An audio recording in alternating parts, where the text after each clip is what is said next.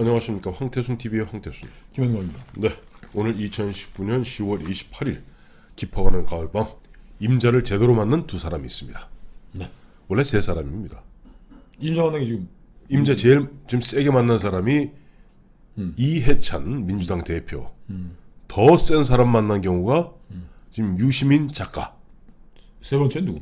문재인 대통령 오늘 보니까 마침 자유한국당에서 벌거벗은 임금님이라고 3분짜리 유튜브 동영상을 만들었어요. 이게 보니까 그 먼저 만화 애니메이션으로 만든 3분짜리 정도 그 어떻게 보면 동영상 유튜브인데 그 내용 갖고 지금 민주당에서는 천인공노할 일을 펄쩍 뛰고 있습니다만은 참 이 세상이 참 간단치 않은 게 과거 박근혜 대통령을 갖다가 귀태, 박정희 대통령을 귀태라고 그러고 박근혜 홍익표. 그다음에 박근혜 귀신은 싫어하는 얘기인데 참 야당 의원이 어떻게 그런 정말 천인공노할 얘기를 할 수가 있어요. 또 그것뿐이었습니까? 당시 보면은 박근혜 대통령 갖다가 이리저리 보면 뭡니까? 아유 세월호를 걸어가지고 뭐 진짜 욕한 거. 민중 작가라는 아이고. 친구들이 갖다가 해놓은 일들 또 박근혜 대통령 현역 시절이었습니다만 그 당시 광화문에 촛불 집회한다고 저 박근혜 대통령 커다란 인형 만들어 놓고 아니 청와대에서 뭐 굿했다 뭐 정의회와 뭘 했다 근데 그 보니까 이번에 자유한국당에서 만든 게 귀엽네 뭐. 저는 그 아까 하도 뭐 난리가 나갖고 사람들이 천인공노할 일이라고 그래서 무슨 얼마나 천인공노할 일인가 봤더니 그냥 아까 그냥 제 애들 동화 만화 비슷한 건데. 아니 저는 저 세월호를 빌어가지고 네. 저 처녀 대통령을 미혼의 대통령 그렇게 욕보인 놈들이 그게 없었다면 네. 저는 저 자유한국당 욕하겠어요. 야 네네. 어디 대통령 뭐 벌거벗게 가지고 뭐 이렇게 아니 그걸 무슨 다른 뭐 무슨 시민단체가 했다 모르겠지만 그 제일 야당이 그렇게 아무 품격 없다고 얘기하고 아니 쥐들이 한 일이 있는데 거기에 비하면은 참 귀엽고 재미있더군요. 뭐. 자, 그래서 이제 어쨌든 그거는 오늘 하도 좀 빅뉴스를 떠서 살짝 한번 짚어드리고 지금 보면 이 어수선한 10월의 전국에서 특히 조국 정국이라고 그러죠. 조국 정국에서 그야말로 직격탄을 맞은 두 사람이 있습니다. 하나가 이해찬 민주당 대표, 또 한 사람이 유시민 작가입니다. 무슨 사제지간이라 그래야 되나요? 뭐 아닙니다. 파트너라고 그래야 되나요? 그건 사제가 아니라 사형 사제지간이죠. 사형 사제 내지는 뭐 조수 사수 조수. 이해찬은 저 유시민을 뭐 조수 정도로 생각할 것 그렇죠. 같고 네. 저 유시민은 뭐 사수 정도로 생각할 것 같고 뭐 그러네요. 조수 사수. 그렇습니다. 서로 둘 다 너무 캐릭터가 강한 캐릭터도 뭐 야 삐꾸처럼 뭐 이렇게 강한 사람들이어가지고 서로에 대한 뭐 대단한 존경심은 없는 것 같아. 평소 언행에서 보면. 평소 언행에서 보면 뭐 그런 거. 둘이 어떻게 얽힌 겁니까 이게? 저희 아시겠습니다만 저 이해찬 씨가 보면은 제적되어서 그때 이제 관악 그러니까 서울대 정문 오른쪽에 이제 광장서적이라고 서적 주인이었습니다. 20대 중반에. 그러면서 흔한 얘기로 그 당시 이제 그 불온 서적들을 갖다가 불법 프린트해줬죠. 서유지, 막스 레닌 관련 프린트해주고 했을 때 경제학과 다니던 유시민 씨가 그때 이제 보면 그 많이 애용했던 것 같습니다. 애용하면서 둘이 인연이 되어서 바로 80년 서울의 봄 때 그때 복학생들이 서울대학을 주름잡게 됩니다. 그것이 복학생 심재권, 또 복학생 이해찬, 또 정치학과 출신의 복학생 김부겸 등이 이 재학생들을 들었다 놨다 할 때 서울대 아크로폴리스 광장은 누구요? 그렇죠. 그때 보면 이제 각 과 대표들을 갖다가 뭐 중앙위원이라고 그래서 한 70여 명을 갖다 모아서 그 중앙위원들이 의장을 선출합니다. 그 의장 선출한 것이 경제학과 7, 8학번 유시민 군이고 그리고 이제 그 간선으로 총학생회장을 또 선출합니다. 총학생회장이 7, 7학번 4대 영어교육학과 심재철 군입니다. 이 두 사람이 그래서 그때 심재권이 뒤를 밀고 있던 심재철은 총학생회장이 되었고 다음에 유시민은 이해찬이 밀고 있었고 유시민이가 이제 중앙위 의장인데 실제 그때 시스템은 총학생회장보다 중앙위 의장이 셌습니다. 그러면 이제 그 뒤에 이 두 사수 조수는 또 어떻게 또 다시 이제 보면 감옥 갔다가 어쩌고 저쩌고 보면서 강제 징집다 어쩌고 저쩌고 하다 88년에 이해찬 씨가 관악에서 처음 출마해서 그때 나이가 불과 35세입니다. 35세, 36세 이해찬 씨가 첫 바지를 달 때 꺾었던 상대방이 바로 김종인. 이야. 김종인을 갖다가 현대사의 중요 인물들이 다 나타나는 거예요. 꺾고 빠찌를 달고 국회에 들어왔을 때 그 당시 보좌관이 바로 유시민 보좌관입니다. 이 유시민이 한 2년 정도 보좌관 생활하다가 내 뜻하는 바가 있어 독일로 유학을 가게 되고 독일 갔다 오면서 뭐 거꾸로 보는 뭐 세상 뭐 세계상가요 그걸 쓰면서 이제 필명을 날리게 그 됐죠. 공지영 저 표현을 빌리면 머리가 나빠서 박사학위도 못 받고 왔죠.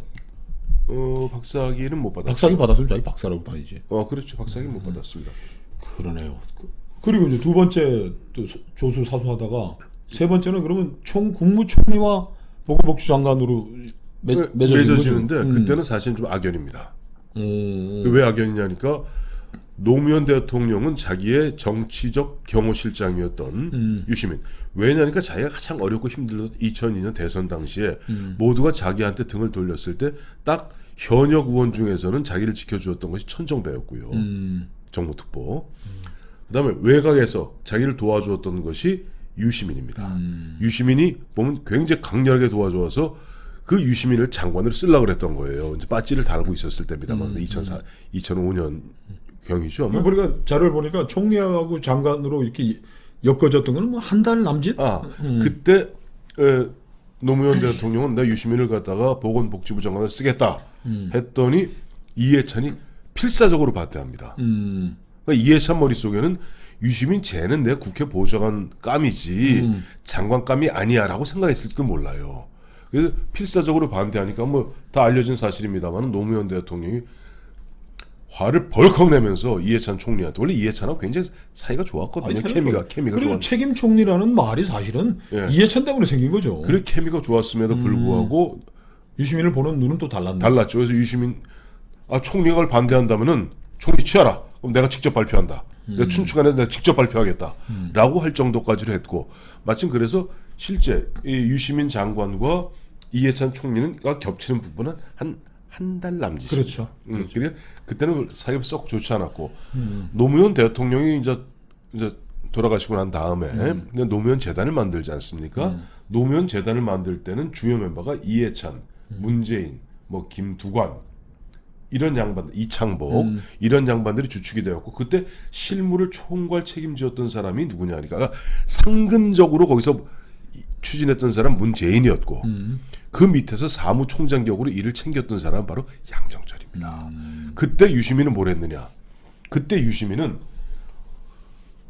국민참여당이라는 걸 만들어서 거리를 둬버렸어요. 그렇죠. 그 다음에는 이제 통진당으로 가고. 그 다음에 저 심상정하고 손잡고 통진당의 이정희랑 셋이 손을 잡고 통진당 그러니까 이제 NL계의 PD계의 이제 심상정, NL계의 이정희, 그 다음에 조금 결이 다른 이 유시민 이 세 사람이 만든 게 총기 통진당입니다.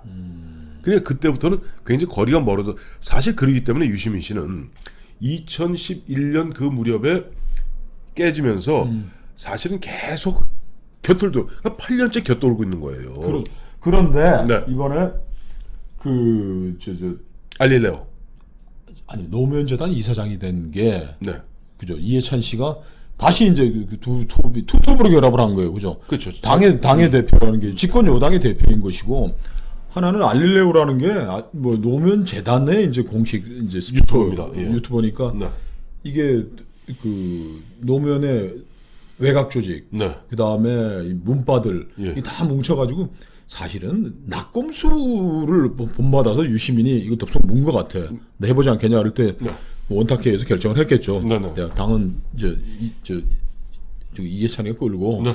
이 외곽 조직들, 뭐 응원 그룹들, 낙검수 같은 이런 선전선동은 그래도 또 유시민이니까 네가 해가지고 좋으니까. 이렇게 가라고 얘기를 했는데 유시민으로서는 저는 뭐 대단한 또 책봉식을 해준 거 아닙니까? 그렇죠. 이해찬, 야 저거 장관감도 안 된다고 그렇게 격렬하게 반대했던 사람이, 네. 야 그 죽고 나서 하나 같이 한번 뭉쳐서 가자. 네. 본인이 그 얘기했잖아요. 유시민이 안 하려고 하도 뺀질라 그러는 걸, 야 나만 뭐 죽으라고 앞에 내세워놓고 니는 안 하냐 그래서 이제 그 이사장을 이제 시켜준 건데. 그렇죠. 그러니까 그때 이제 이해찬 씨가 원래 이제 저 노무현 재단의 역대 이사장이 한명숙 전 총리가 하다가 문재인 전 실장이 하다가 이병환 전 실장이 하다가 이해찬 이제 전 총리가 쭉 하고 있었는데 이해찬 전 총리가 작년에 당 대표가 됐잖아요. 그러니까. 그러면서 자기가 그걸 동시에 할 수가 없으니까 자기 보좌관 출신이었던 또 유시민을 갖다 나름대로 책봉을 해준 거예요. 그러니까 역대 이사장 가운데 이병환 빼면은 최소 총리나 대통령이 되는 코스인데 코스죠. 이번에 유시민 씨가 너무 자기 장기를 잘 발휘해가지고 이게 싸구려로 가버린 거야. 김어준 네. 누굽니까 뭐 그쪽 있잖아요. 뭐 주진우 뭐 이런 친구들처럼 기회를 갚아냈죠. 예. 파파라치, 혀파라치 뭐 이런 걸 혁구라지. 혁구라지. 그러니까 하도 말 갖고 이렇게 저렇게 장난을 치니까. 이번에 네. 조국을 뭐 구하는 게 뭐 이 정권을 지키는 길이다라고 판단을 했는지 뭐 어디 지시를 받았는지 모르겠지만 네. 너무 난삽하게 그렇죠. 이 삼류 싸구려 저널리즘을 펼친 거예요, 그죠? 가짜 뉴스 생산해내고 내가 다 아는데 검찰 아무것도 없으면서 정영심이 말이야 해가지고 뭐 되지도 않는다 아무것도 없지 뭐 나는 알아.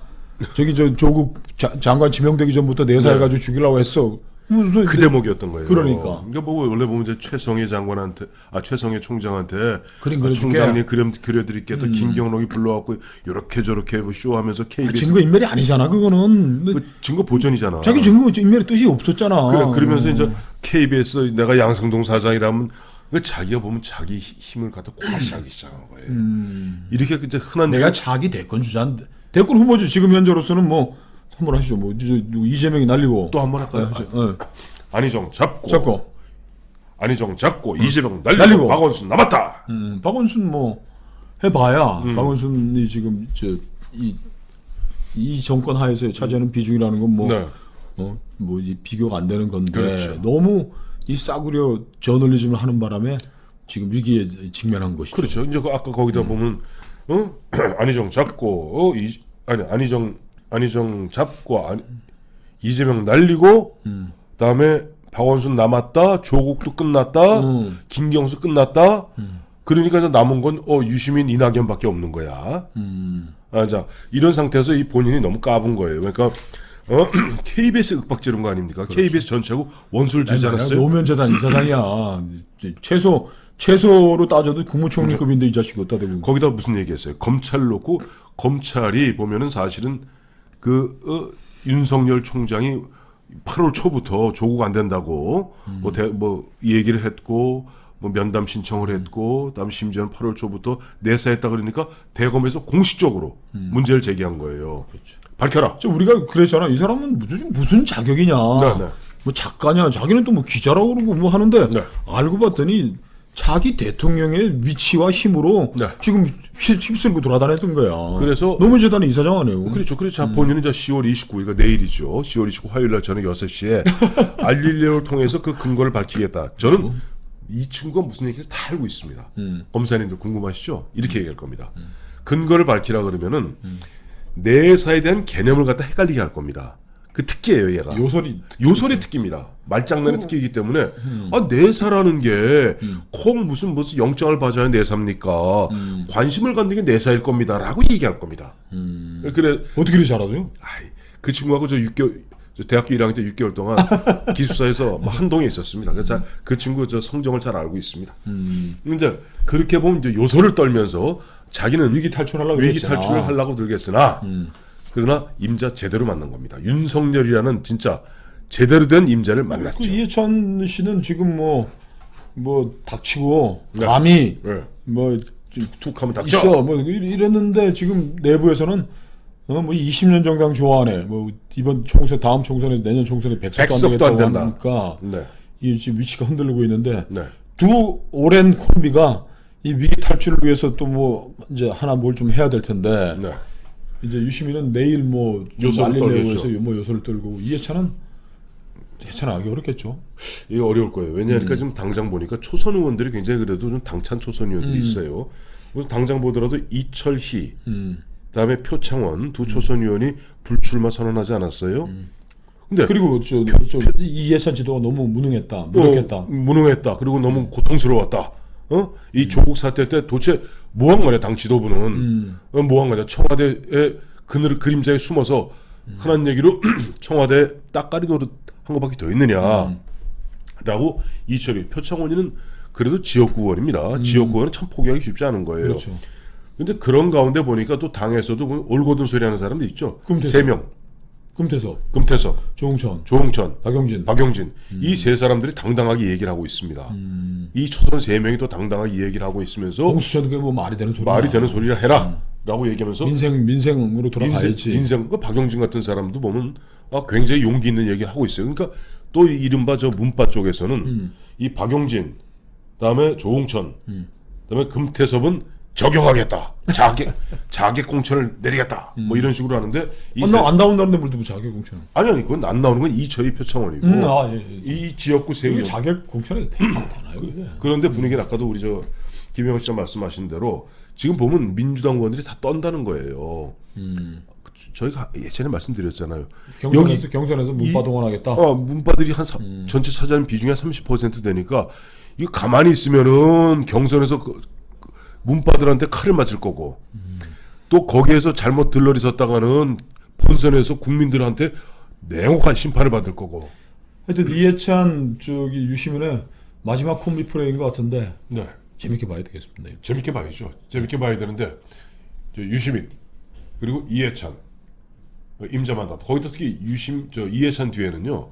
오늘로서 881일째 국무총리하는 87년 체제 최대 최장수 국무총리 이낙연 일종의 대망론이 뭐라 이 대망론 대통령 대망론이 아닙니다. 내년 총선에 당 대표로서 당을 갖다 이끌면서 어떻게 좀 이낙연 총리가 해야 되는 것 아니냐 하는 그런 분위기이니까 사실은 이해찬 대표의 입지도 계속 좁아지고 그야말로 이해찬, 유시민 79년에 만났던 이들이 40년 만에 정말 제대로 임자만 난 것 같습니다. 그렇습니다.